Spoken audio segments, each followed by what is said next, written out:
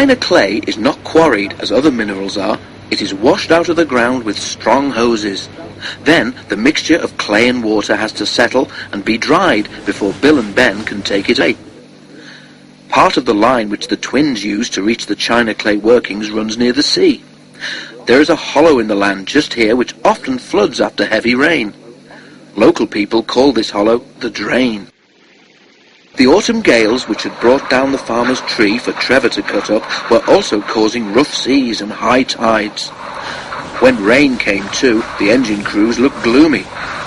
A really high tide now, said Ben's driver, could make real trouble at the drain. But though pools of water lay on either side of the line, they grew no larger. Bill and Ben puffed happily to and fro, replacing loaded hoods with empty ones. They forgot about the drain. Then the rain began again, and the wind strengthened. As the engines went to the clay pits that morning, their drivers noticed that the water in the drain was rising. While Bill arranged the empty trucks, Ben prepared to leave with a train of full ones. At the drain, he found that the water was level with the top of the rails. "Come on," said Ben bravely. "We must get through, if only to get help for Bill." "Go back! Go back!" the wind seemed to shriek.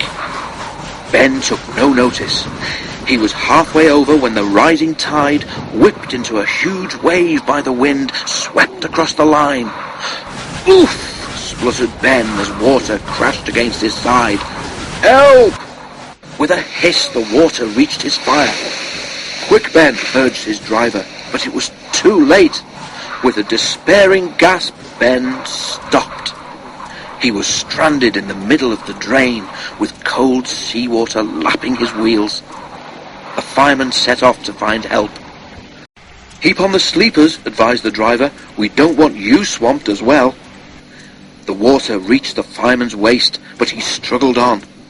At last, cold and soaking, he reached the yard. Thomas was there, wondering where his trucks were.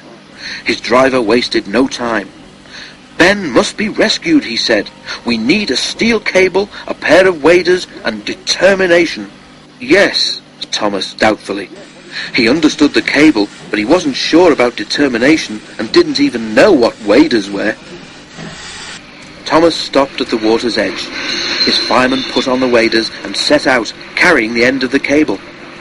Ben was delighted to see him. The fireman fastened the cable end to Ben's front coupling. Then he uncoupled the trucks so that Bill, who had come up behind, could pull them clear. "Right," he said as he joined Ben's driver in the cab. "Let's go." Poor Ben had no steam left to whistle, so the driver and fireman waved to show Thomas they were ready. Carefully, Thomas took the strain as he pulled Ben. Slowly, with water cascading all round him, Ben came out of the drain.